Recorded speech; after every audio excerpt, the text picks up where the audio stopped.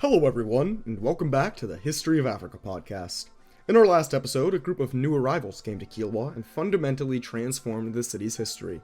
The struggling island found itself being relegated to a tributary subject to the Portuguese Empire. And then, after the Sultan was reluctant to pay up, the island was brutally sacked by Portuguese soldiers. By the end of 1505, much of the city lay in ruin, now under the rule of a Portuguese puppet as Sultan. Traditional narratives of Kilwa's history terminate here. The Kilwa Kisiwani of old is gone, and it's never going to be anywhere near its apex again. However, that doesn't mean that these stories of Kilwa's twilight years as a major Indian Ocean hub are not worth sharing. Let's hear about this obscure and fascinating part of Kilwa's history. Season 6, Episode 17, The Brief Portuguese Era. In 1506, Kilwa Kisiwani, once the wealthiest and most glorious city on the east coast of Africa, and among the grandest urban centers in the entire Indian Ocean, now lay in smoldering ruin. Many of the homes of the elite had been outright obliterated by the Portuguese sack. Others were hollowed out by looting, leaving them as empty husks of their former glory. Instead, the Portuguese now ruled over the island. They had erected a small stone fort on Kilwa, representing Portugal's first major base on the Indian Ocean, a stepping stone towards their far grander goals of trade, colonization, and domination of not just Kilwa, and not just the east coast of Africa, but of the entire Indian Ocean and much of Asia. The Portuguese began to branch their operation outward, sailing some warships from Kilwa to Kilwa's former subject in Sofala, hoping to subjugate that city under their will as well. The ruling man in Sofala, the sheikh of the city, was himself a distant relative of the ruling dynasty of Kilwa. He had heard news of the sack of the city, and did not want a repeat of that event in his own city. Instead, he decided to surrender Sofala to the Portuguese, who began erecting a similar stone fort on the city's outskirts. However, the Sheikh of Sofala was not entirely surrendering his city, and very much did have a plan to make this conquest ephemeral. For starters, he realized almost immediately that the Portuguese had made a major mistake, granting him an opportunity. They had erected their fort in close proximity to a severely malaria-infested swamp. While he didn't have the forces necessary to besiege the fort at the moment, he did have another plan in mind. Instead, the Sheikh of Sofala reached out to the leader of the Makonde people, a nation from the highlands of Mozambique. He figured that he could induce them to besiege the Portuguese fort, expel the Portuguese soldiers within, and then pay off the Makonde with his own fortunes combined with those that they could find hidden in the fort. The plan made sense, but it got off to a pretty rough start. While the Sheikh had planned for the Makonde to besiege the fort slowly and let malaria take its toll, there was a bit of a miscommunication. Instead, the Makonde leader had a more impatient plan in mind, and he planned to expel the Portuguese immediately. He ordered his men to assault the walls of the fort directly, attempting to scale the walls and capture it. While the fort was very vulnerable to disease, the walls were genuinely strong. While the Portuguese would have been weak to a prolonged siege, they were able to inflict shockingly high casualties on the attacking Makonde. And this is where that lapse in communication really started to break down. The Makonde leader had been promised an easy fight against an exhausted and run-down fort, and was absolutely furious at the Sheikh that the Portuguese had resisted. He had been under the impression that the Sheikh had implied that the Portuguese would be sick and dying men, unwilling to put up a fight to preserve the fort. Of course, this hadn't been what the Sheikh had been trying to say, but it didn't matter. The leader of the Makonde began to believe that this had simply been a trap, that the Portuguese and the Sheikh of Sofala had been conspiring against him to the beginning, to put his men into a disadvantageous fight and weaken the numbers of the Makonde. So, he was not going to fall for it again. Instead, he turned against the Sheikh of Sofala and led his surviving men in the army to try to get at least something out of this blunder. They turned around and sacked the city of Sofala, robbing it of the bulk of its valuables and leaving it as a husk before proceeding to leave. Of course, this whole ordeal had not been a conspiracy between the Sheikh and the Portuguese, and the Portuguese were absolutely livid about the attack and the very obvious collaboration that the Sheikh of Sofala had offered. As soon as the Makonde had left, the Portuguese stormed the palace, captured the Sheikh, and beheaded him. They would display his head on the palace walls before moving it to the exterior of their fort, a grim reminder of what happened when you challenged the region's rising superpower. Despite leaving behind this grim token of their aggression, the Portuguese occupation of Sofala would be incredibly brief. The malaria outbreaks continued to worsen, and the Portuguese soon thereafter just figured that the fort was no longer worth their time. They could better police Sofala from their headquarters north on Mozambique Island, instead using that as a rendezvous point and placing various colonial captains in the outpost cities surrounding it. By the way, just a bit of a fun fact, Mozambique Island ends up becoming essentially the capital of Portuguese colonial authority in East Africa. For that very reason, the Portuguese start using the name of this small island as their shorthand for their East African colonies as a whole. And centuries later, we can still see this on the map today, as the modern nation of Mozambique as a whole still bears the name of this island as a reflection of its important role in the region's colonial history.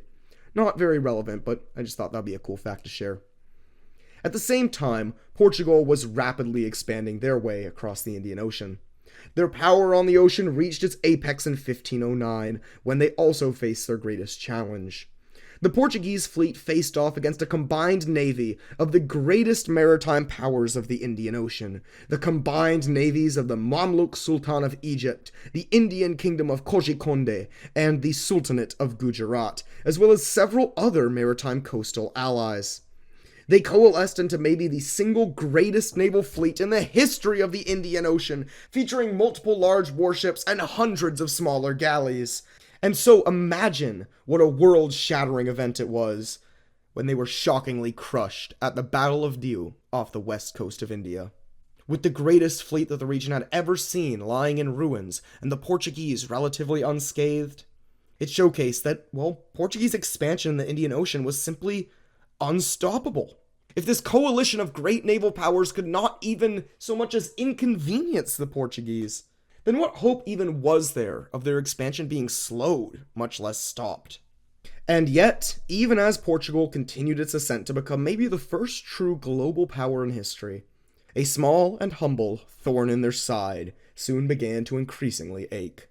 Even now, after their own conquest and brutal defeat, Kilwa remained its proud and stubborn self.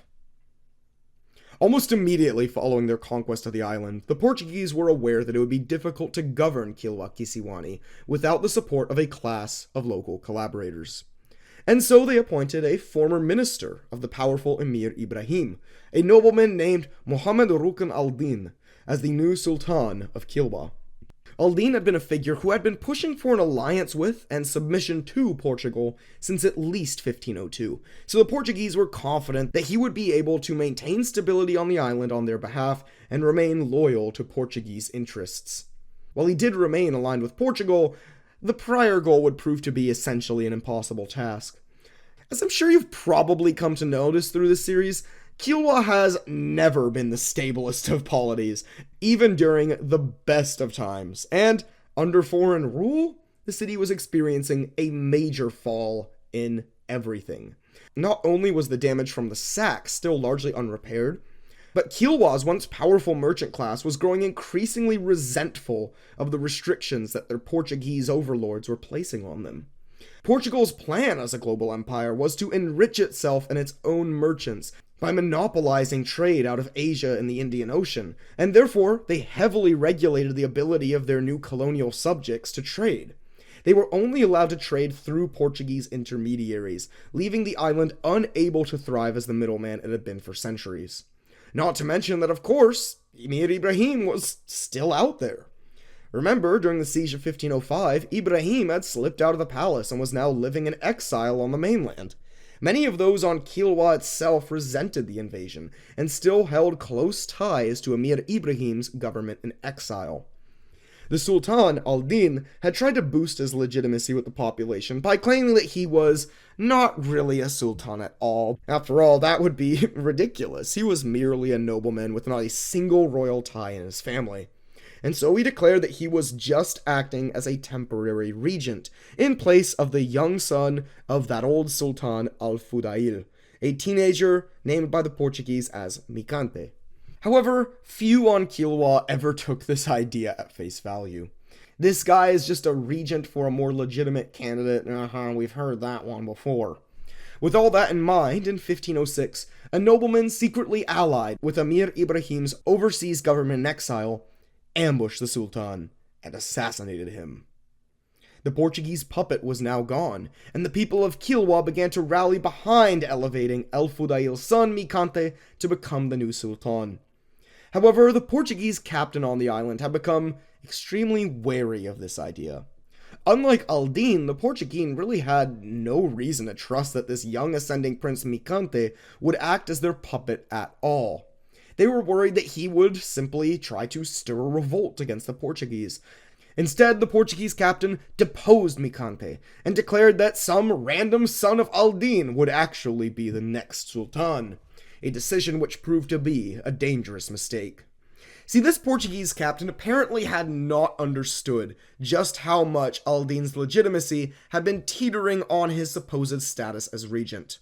Say what you will about him, but Aldin was, at least in theory, respecting the general rule of law within Kilwa. He was not declaring himself as the progenitor of a new dynasty or anything. No, he was still respecting the dynastic system that Kilwa had always had. This Portuguese captain's decision to just, declare that the old dynasty was just not relevant anymore was an enormously transparent power grab, and the people of Kilwa did not accept it. Almost immediately, nobles on the island organized a major revolt against the Portuguese. A series of small armies soon coalesced and besieged and captured the main city center of Kilwa Kisiwani. The Portuguese were pushed back to their castle, and soon a siege began. Now, realistically, there was very little chance of this siege to succeed. Unlike on Sofala, the fort in Kilwa was built with ample supplies and at a relatively healthy location. They could call on Portuguese ships passing by for endless supplies and aid, and could soon order reinforcements to come and help them. Of course, reinforcements soon thereafter landed on the island, and the population of Kilwa surrendered once again. The central city was sacked again, and the son of Aldin was accepted as the new sultan. However, Aldin's son would also soon become an enormous headache for the Portuguese. While Aldin's son was loyal to the Portuguese as they'd hoped, he was never satisfied with the idea of Kilwa being a weak vassal to some distant empire. Instead, he pursued the strategy of turning Kilwa into a genuine arm of extension of Portuguese power, with the idea being that they would be a powerful vassal on behalf of the Portuguese. He tried to leverage the Portuguese into helping Kilwa to retake its former territories and tributaries. And the Portuguese did kind of play along with this idea for a while, but these wars proved generally unproductive for the Portuguese, who were not really interested in the idea of reviving Kilwa. The Portuguese were here to monopolize and profit off of trade. They didn't care about all this drama between Kilwa and these mainland cities. If anything, it was making their relations with those potentially valuable mainland cities far worse. Meanwhile, many of the nobles who had opposed the elevation of Aldin's son had began to leave the island, causing a massive exodus from the city. Kilwa's population, already heavily drained from years of war and economic recession, was growing smaller by the day. Soon, the Portuguese had had enough. Really? This is what we decided to crush that rebellion and go through all that effort for? They figured that they had shown enough force, and no matter how he acted, Mikante couldn't be as harmful as this guy. And so, Aldin's son, the Portuguese puppet, was overthrown by his own colonial masters. And Mikante, the guy they had just literally fought an entire war not to elevate, became the new Sultan of Kilwa. This new series of events shows just how fruitless Portugal's attempts to control Kilwa had been, fighting multiple wars to just cycle through the same guys that you were just fighting against to be put in power by you anyways. By 1512, things were also getting worse. Despite their victories in previous battles, Indian and Egyptian merchants were still able to bypass Portuguese efforts to monopolize trade. The Portuguese were preparing for something big, and something that would prove to be their first major setback, and the end of the idea of an unstoppable Portuguese expansion. This would of course become their famous failed campaign to capture Aden in Yemen and Jeddah in Arabia. With all this preparation in place, the Portuguese ultimately decided that Kilwa was just more trouble than it was worth, and shortly after going through all of that effort, abandoned the fort. Kilwa regained its sovereignty, showing forever the potential political power of just being a pain in the butt. The island remained officially a vassal of the Portuguese, at least on paper. I mean, they would occasionally make some declarations of submission and all that kind of stuff. But in reality, the empty fort was the true symbol of Portugal's status on Kilwa. Namely to say that they held little sway on the daily life in the island or its future. It turns out that throughout its entire history, whether you were an ambitious Swahili noble, or the first global imperial power, or the most powerful kingdom in the region of East Africa, Kilwa Kisiwani was just plain ungovernable. It's hard to conquer in the first place, and if you do, they will soon make you regret it. When it comes to traditional retellings of Kilwa's history, this is strangely enough where the story often ends. In 1512, when the Portuguese leave, Kilwa supposedly just fades into history, concluding with an anticlimactic whimper as the once great city just surrenders itself to the winds of history. If you read Kilwa's Wikipedia article, this is the story you would expect. So would it surprise you then to hear that Kilwa did not in fact simply stop existing following 1512? No, Kilwa's history will continue to stretch on for a few more centuries. Indeed, while the island will never quite be the capital of a great power like it had once been, Kilwa Kisiwani even continued to find creative ways to slowly rebuild as much of its former glory as it could. While Portuguese regulations attempted to deprive Kilwa and merchants like them of any trading revenue, enforcing such an edict over the entirety of the Indian Ocean would be no easy task. All across the region, merchants in supposedly Portuguese-controlled territories continued to find slippery ways to evade these restrictions.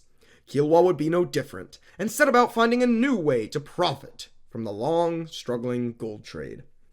Now, if Kilwa was going to regain any of its former influence in that trade, it would have to find an alternative route to the prominent gold fields of Zimbabwe.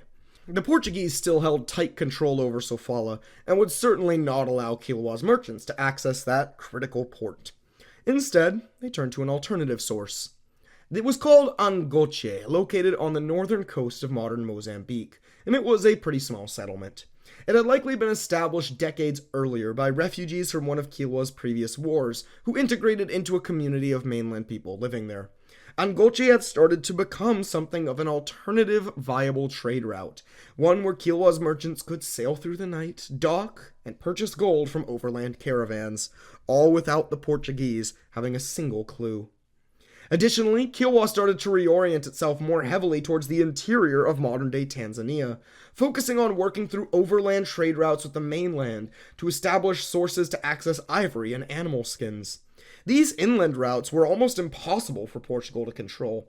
On a few occasions, Portuguese armies had tried to extend their control into the hinterland of Mozambique and Zimbabwe, and they found little success and plenty of abject failure. As it turned out, Portugal was always a naval power, and that's what it was going to be. It really struggled to project its influence beyond the range of the seas. On the backs of these burgeoning inland trade routes, Kilwa once again propelled itself from a struggling polity into one of the region's most important mercantile hubs. Indeed, when the Jesuit priest Francisco de Manglaro visited East Africa in the middle of the 16th century, he remarked that while the rulers of the region were largely poor and without true power, the sole exceptions to this were in Kilwa and Malindi. It seemed like Kilwa was on its way to bouncing back, making an impressive comeback to become once again a prominent power. However, Kilwa's bad luck was not entirely behind them. Even if the Portuguese couldn't regulate their hinterland trade, another group of people would certainly try. The Kingdom of Maravi, located in its core in modern Malawi, had recently consolidated and began a push to conquer and expand through the regions of northern Mozambique. Bringing this region's people to heel as conquered subjects, the kings of Maravi took interest in Kilwa's trade routes that ran through the land of their newly conquered vassals. Soon they had come to the conclusion that the surely quite wealthy people of Kilwa would soon make an attractive new entry on their list of conquests. And so, in 1588, disaster fell. The king of Maravi led a force of reportedly 15,000 soldiers to Kilwa, where they besieged the city. After the city had surrendered, it was thoroughly ransacked, with reportedly 3,000 people, a majority of the island's population, either being killed, fleeing, or condemned to slavery.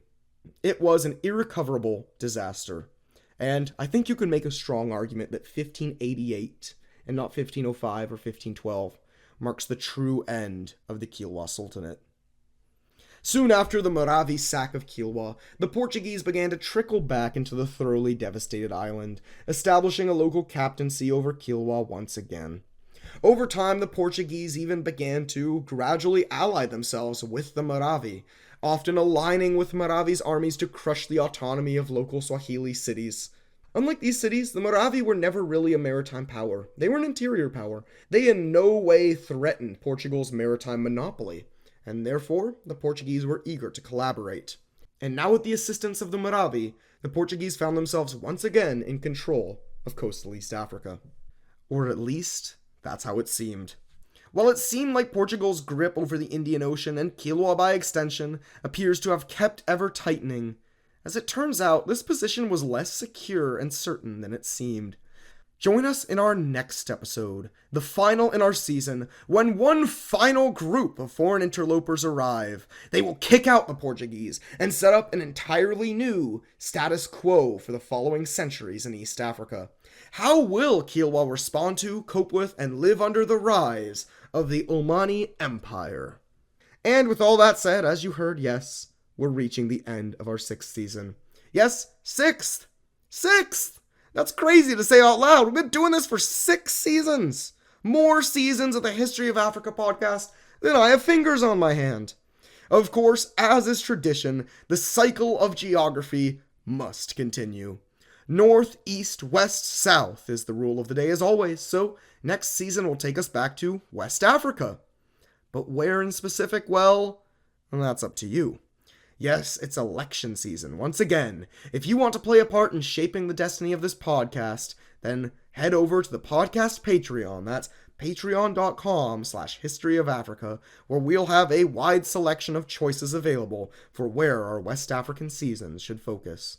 Should we focus on the military expansion of the Songhai or the brilliant urban planning of Benin City? Should we embrace the stunning history of the Yoruba Empire of Oyo? Or should we turn our attention to the dramatic history of Dahomey? Maybe we should focus on the cavalry-driven kingdoms of the Mosi, or maybe the greatest Sahelian empire of all in Mali. Ultimately, it's your choice, so choose wisely. Thank you for listening to the History of Africa podcast. If you like our show, then we would greatly appreciate if you could help support the show and our project of freely available online history education.